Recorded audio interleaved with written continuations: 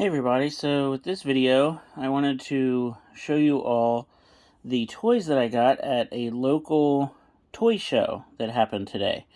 It's a local show that happens twice a year near where I live, and this is definitely the biggest haul that I've ever had from the local toy show. So I got lots of different stuff, lots of things from the different properties that I like. So I'm just going to start off with the Power Ranger items that I saw. So I have the smaller version of the Terra Charge Megazord from Dino Charge. And I got a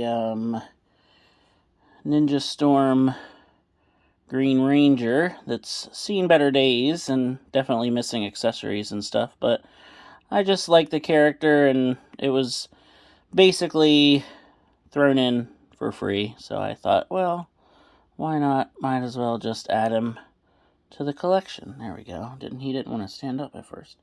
So then I got a toy that I had when I was really young, and I saw it, and again, most of these were pretty cheap, and I thought, well, why not? So the real Ghostbusters Wolfman, and his little action effect still works, where he kind of howls at the moon. So I thought, sure, why not add it to the collection? So I thought he was pretty cool. Then I got a couple DC figures. So one of my favorite villains from DC Comics is Despero. So I saw this Despero figure. He does not like to stand up, so he'll probably fall over at some point or another. And then also got a really good deal on this Steppenwolf Superpowers figure, which is, obviously one of the Superpowers figures that I don't have already in my collection. I have quite a few of them, but he was in really good shape, and it was a really, really good price, so I just could not turn him down. Oh, there goes the Green Ranger figure. I thought that Despero would be the first one to fall over, but apparently not. So yeah, so these are just like some of the random figures that I saw at the toy show that were pretty affordable, and I thought to myself, why not? Might as well get them. So I'll put these away before more of them decide to fall over, and then we can look at some of the more, I guess we could say more valuable or more exciting pieces that I got. So we'll start off with some Ninja Turtle figures. So I got the Rock and Roll Raphael and the Transforming Raphael that turns into the little turtle. So I've talked about before how Raphael is my favorite Ninja Turtle, and a lot of times what I'll do is if I see any of the Raphael figures, the vintage ones, the newer ones, I'll pick those up if they're in good shape and at a good price. So I saw these two guys and I said, yeah, I'll get these. And then also, I found a Sewer Surfer Mike in pretty good shape with all of his accessories. And again, he was really affordable, and I have the other 3 disguised turtles with all of their accessories. So of course, I had to get him because he completes the set of all 4 disguised turtles. So as soon as I saw him in good shape, I thought, oh yeah, I gotta get him. Then I got some vintage Masters of the Universe figures. So here is Whiplash. And this was actually thrown in for free as well, part of a few toys that I bought from the same person. Most of these came from the same 2 people. But I noticed that on a lot of Whiplash figures, he has cracks or rips on his little back piece and his tail. And this one is in really, really good shape. So I was excited about that. And then I also got this vintage Merman figure, but I unfortunately did not look at him too closely because he's missing the little front part of his armor.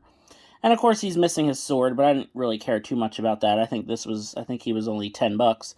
But, so now I'm going to have to track down that little tiny plastic piece that fits into there. So, that's going to be fun. And then I also been looking for this for a while, the Hot Wheels Land Shark figure. I've seen the other vehicles, but have not seen the Land Shark anywhere in stores, so I had to pick that up, of course. Now we get to probably the best. So, I've got a vintage Vulture Man here from Thundercats, of course. Now, he was, again, pretty cheap, you know, like $10-20. He's in pretty good shape. He doesn't have his weapon, of course, so I'm going to track that down as well one of these days.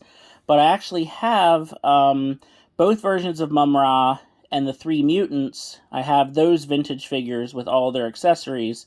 So he's really kind of the last main vintage figure that I needed of the main mutants. And I've also got a Rotaro figure, but of course he doesn't have his weapons because those are way impossible to find at a fairly cheap price. Then I got this little guy, and I have to go and check, but I think I have the other 3 main Thundercats of these. So I think I have Lion-O, Tigra, and Chitara in this little miniature set. So, you know, I saw that Panthro. The guy was like, yeah, $5 for him. And I said, sure, that sounds good. But I have saved the best for last, because the same guy that I got Vulture Man from had this guy. And I could not believe it. So we've got a vintage Safari Joe figure. He is in fantastic shape. You can see that, you know, he doesn't have a lot of the marks and scuffs on him that a lot of the figures have. Of course, he doesn't have his gun. You know, that probably won't be something I'll be able to find at a decent price ever. So he's probably just going to have to do without, or maybe I'll find like another gun that kind of resembles it. But yeah, this is a figure I thought I would never, ever own. I never even had this as a kid. I knew it existed, but I just never seemed to get around to getting the Safari Joe figure. So I was really excited to see this. I got a fantastic deal on it.